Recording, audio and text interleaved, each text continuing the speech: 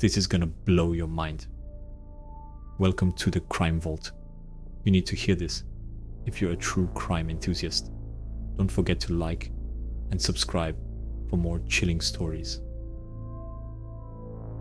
Tampa Bay, Florida, known for its sunshine and beaches, holds a dark secret. Tony Alvin Abels, a serial killer, terrorized the community. Born in 1954, Abels seemed destined for violence. His crimes shocked the nation, revealing the dark underbelly of paradise. His victims, ranging from a teenage boy to elderly women, became tragic symbols of his brutality. For years, Abels operated in the shadows, evading capture. The investigation into his crimes was a race against time. Police desperately tried to connect the dots and bring him to justice. This is not just a story about a serial killer. It is a testament to the resilience of the human spirit. It is about the victims and their families who fought for justice.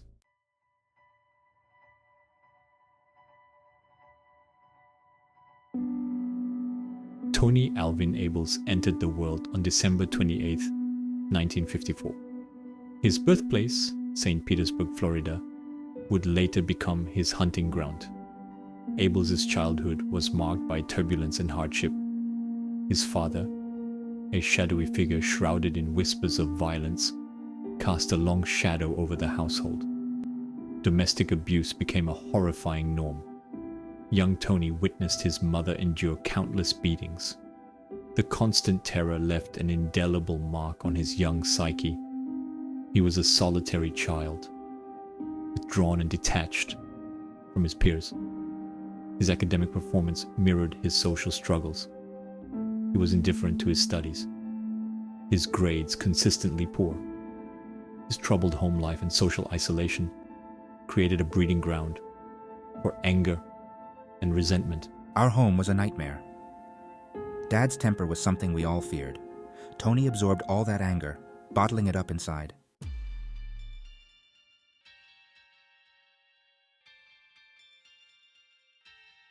As Abels grew older, his simmering rage began to boil over. He became increasingly volatile and unpredictable. His violent outbursts became more frequent and intense. He developed a disturbing fascination with death and cruelty. He would spend hours torturing animals, deriving twisted pleasure from inflicting pain. By his early teens, Abels had established a reputation as a dangerous individual. He was feared and avoided by those who knew him. His descent into darkness was well underway. His first brush with the law came at the age of 14. He was arrested for petty theft. The incident did little to deter his criminal behavior. Abels was on a collision course with destiny, leaving a trail of blood and heartbreak in his wake.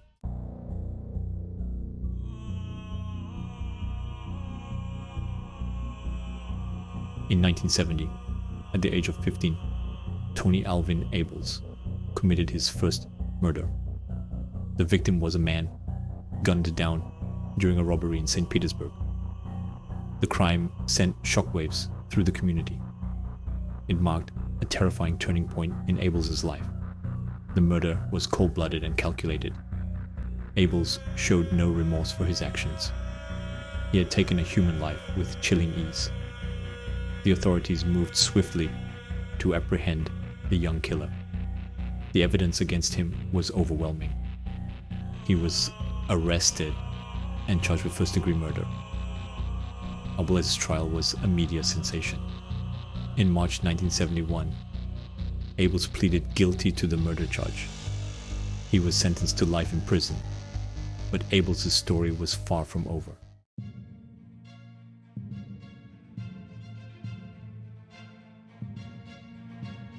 "12 years after taking a man's life, Tony Alvin Abels walked free. Granted parole in 1983, Abels stepped back into the world, a predator disguised as a reformed man. He found work as a construction worker, blending into society. But beneath the surface, the darkness lingered. The monster inside him was merely dormant, waiting for the right moment to resurface. Abel's release was a failure of the justice system. 5 months after tasting freedom, he would claim another victim. The monster had been unleashed, and Tampa Bay would never be the same. His freedom was a ticking time bomb, set to explode with devastating consequences. The consequences would be dire.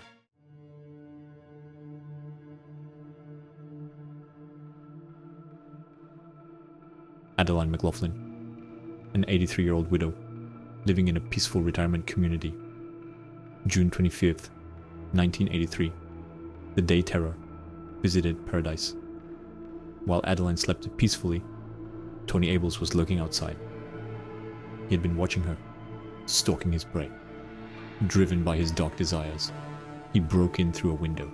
He suffocated the elderly woman with a pillow, silencing her cries for help. Abels showed no mercy, no hint of humanity. He stole precious items from her home, trinkets and treasures that represented a lifetime of memories. The murder of Adeline McLaughlin sent shockwaves through the community. The residents, once living in harmony, were now gripped by fear.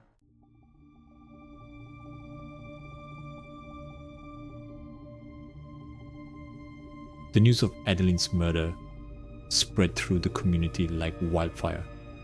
The residents, once so trusting, now eyed each other with suspicion.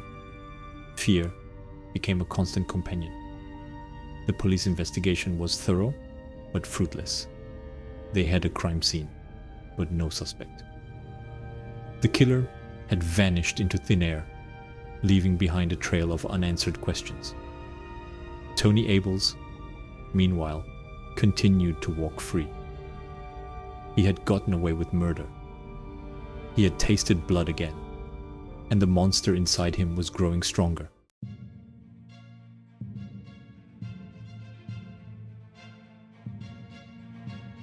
Years passed, and Tony Abels drifted through the shadows, evading justice. He found companionship in the most unlikely of places, masking his monstrous nature behind a facade of charm. Deborah Kaisor, a 31-year-old woman, became entangled in Abel's web of deception. I saw a man who needed saving, a lost soul searching for redemption. Their relationship was a whirlwind of intense emotions. Abels, a master manipulator, showered Deborah with affection and attention. Blinded by love, I believed his lies.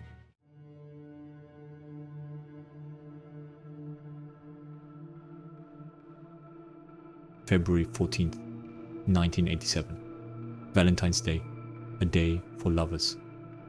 But for Deborah Kaiser, it would be a day marked by unimaginable horror. The monster that Abels had kept hidden was about to be unleashed.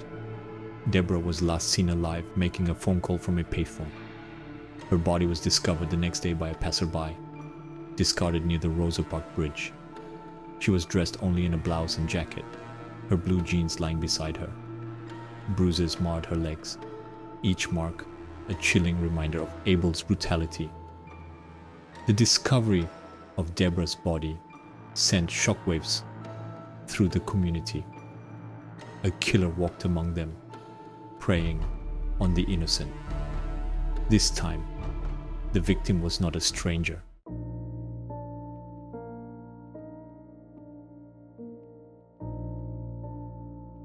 Deborah Kaiser was more than just a victim. She was a young woman with dreams and aspirations, a heart full of love and a thirst for life. She had been a daughter, a friend, a confidant, a lover. Her life had been tragically cut short, stolen from her in a moment of unimaginable violence. The world was a dimmer place without her smile. The brutality of her murder shook the community to its core. The investigation into Deborah's murder was intense, but the police were unable to gather enough evidence to charge Abels.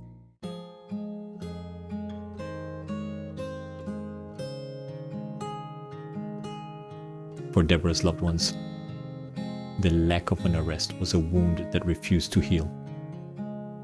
They clung to the hope that one day justice would be served. But for now he remained a ghost, a whisper of fear in the back of their minds. The investigation into Deborah's murder went cold. But even in the face of despair, Deborah's loved ones refused to give up hope. They would continue to fight for her, to keep her memory alive. Little did they know that Abel's reign of terror was far from over.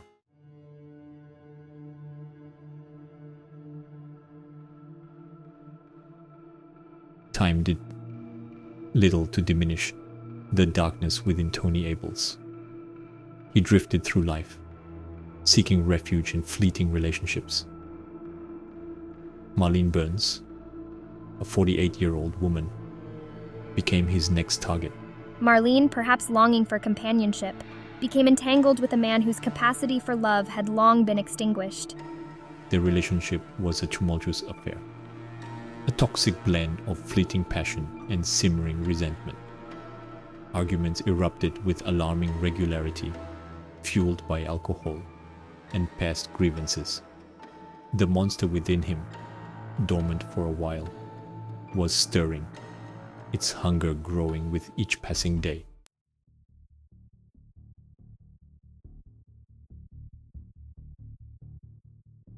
A Night of Fury, June 4th, 1990.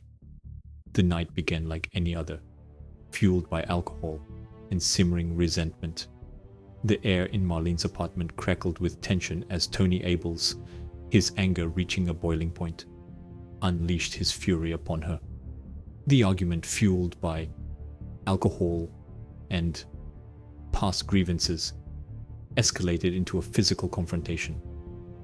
Witnesses would later recount the blood-curdling screams that echoed through the hallway, a chilling symphony of terror. They told of frantic calls to the police, their voices trembling as they reported a domestic disturbance, their words a desperate plea for intervention. Abels, consumed by rage, pushed Marlene down the stairs. The sickening thud of her body hitting the ground did little to quell his fury. He descended upon her, a man possessed, raining down blows upon her fragile frame. He kicked and beat her with a brutality that defied comprehension, his anger a raging inferno, consuming everything in its path. Witnesses, peering through their peepholes, caught glimpses of the horror unfolding before their eyes. They saw Abels, his hands stained crimson, his clothes splattered with blood, flee from the apartment. He walked past them, a chilling emptiness in his eyes, as if nothing had happened, as if he hadn't just extinguished a life.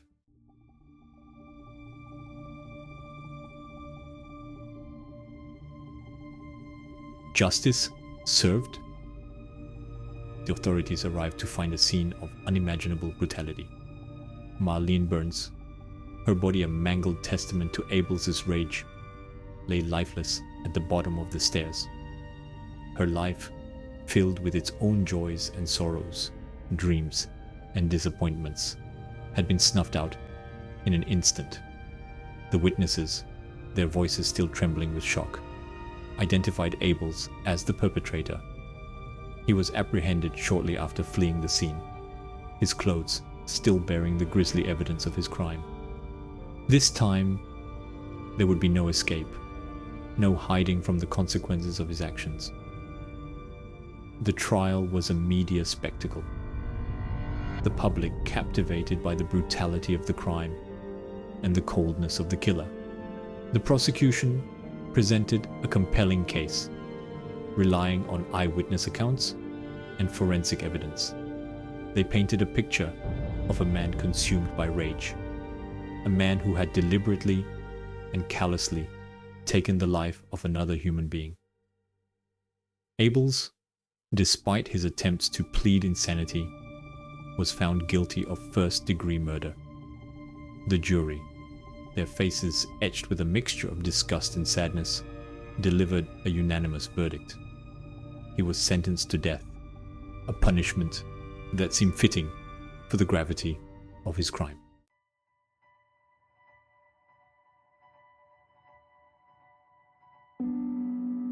Years turned into decades.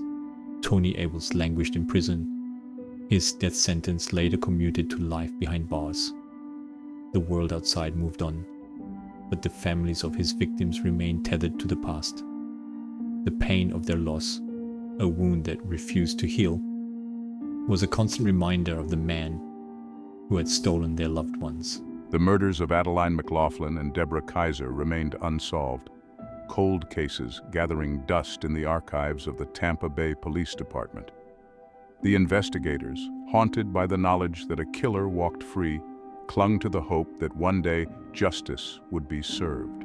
But time was a relentless adversary, eroding memories and scattering evidence. Witnesses moved on, their recollections fading with each passing year.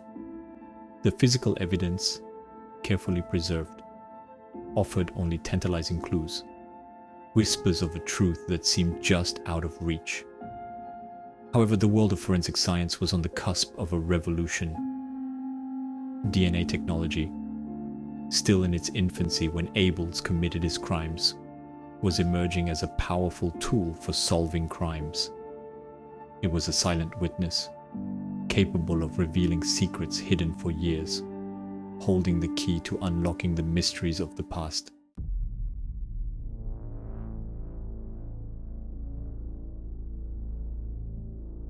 In the early 2000s, the Tampa Bay Police Department, driven by a renewed determination to bring closure to cold cases, began revisiting old evidence. The advent of DNA technology, now more sophisticated and reliable, offered a glimmer of hope. It was a game changer, a scientific breakthrough that had the potential to rewrite history. They began by re-examining the evidence from the McLaughlin and Kaiser murders, carefully collecting samples that had been preserved for years. The samples, often no larger than a pinprick of blood or a single strand of hair, held the key to unlocking the secrets of the past. The samples were sent to the Florida Department of Law Enforcement for analysis.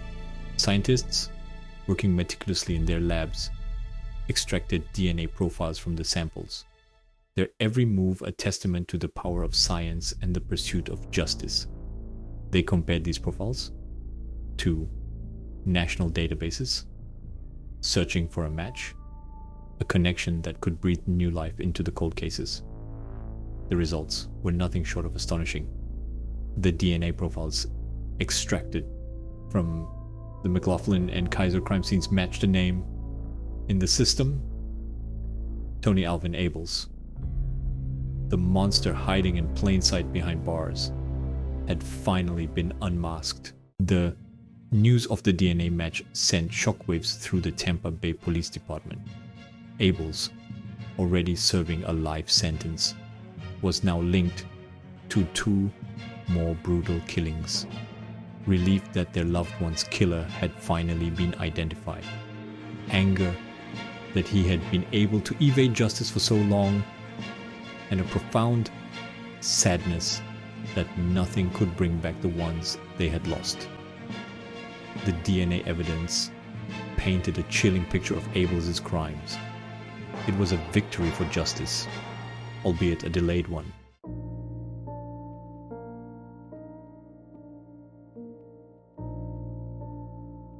The saga of Tony Alvin Abels stands as a chilling reminder of the darkness that can lurk beneath ordinary lives. His crimes left an indelible scar on the Tampa Bay community. Families of his victims grapple with devastating loss. Forensic science played a pivotal role in unmasking him. DNA technology brought closure to cold cases. The echoes of Abels' crimes remind us of the need for vigilance. We must remain committed to seeking justice for victims. Even in the darkest times, the light of truth breaks through. Thank you for watching this video.